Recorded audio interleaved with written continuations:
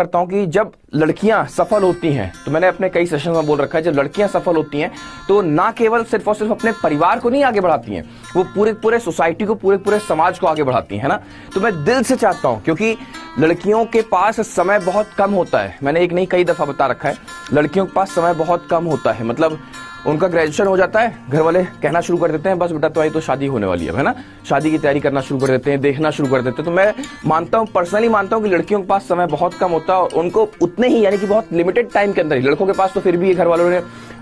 खुला छोड़ दिया कि जाओ यार तुम तैयारी करो, है ना। 4 साल 5 साल 6 साल लड़के दिए पड़े हैं, कहीं भी रेंट लेके पड़े हुए हैं और तैयारी कर रहे हैं। बट लड़कियों के साथ ऐसा नहीं होता, लड़कियों के पास समय बहुत कम होता है, उनको 1 से 2 साल का समय मिलता है, उतने में ही उनको तैयारी करनी है, उतने में ही उनको सिलेक्शन पाना, उतने में ही उनको सब कुछ अपने आप को साबित करके दिखा देना है। तो मैं पर्सनली बहुत ही इस बात को लेकर के परेशान रहता हूं कि लड़कियों के पास समय बहुत कम है, और इसीलिए लड़कियों के पास जब समय कम है तो लड़कियों के पास वेस्ट करने के लिए भी समय नहीं है,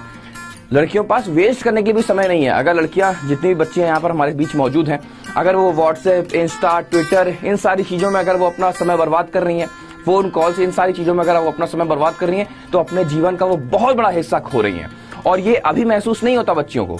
ये अभी महसूस नहीं होता, ये तब महसूस होता है जब घर वाले एकदम से प्रेशर डालना शुरू कर देते हैं, बेटा अब क्या करना है, अब तो आपको शादी करना है, अब तो कुछ है ही नहीं,